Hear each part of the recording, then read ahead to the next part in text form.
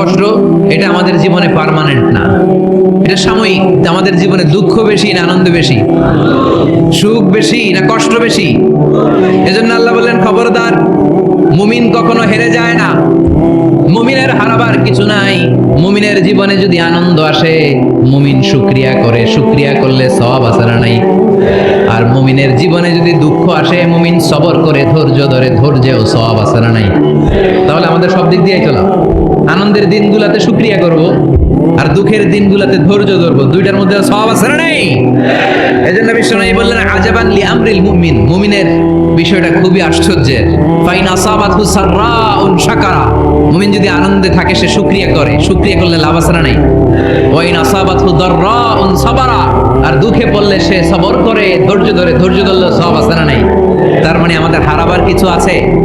মাঝে মাঝে আল্লাহ আমাদেরকে দুঃখ কষ্ট দিয়ে পরীক্ষা করতে চান, এগুলো আমাদের জন্য খারাপ নয়।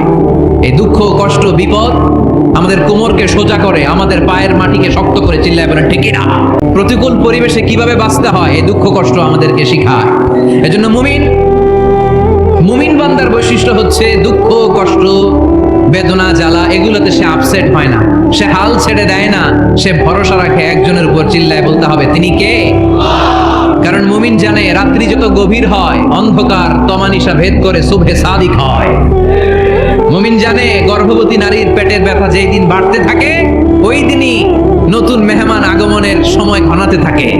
মুমিন জানে তার জীবনে দুঃখ কষ্ট বিপদ যত বাড়তে থাকে সুখের দিন কাছে আসতে থাকে। এজন্য মুমিনের হারাবার কিছু নেই। ফাইন্না মাআল উসরি ইউসরা, ইন্না মাআল উসরি ইউসরা। নবী হে, কষ্টের পরেই আছে আনন্দ, দুঃখের পরেই আছে সুখ। আপনি সমস্যায় পড়েছেন, ওই সমস্যার সমাধানও আছে না নাই? এই পৃথিবীতে এমন কোন সমস্যা আছে যেটার সমাধান নেই? কথা বলেন।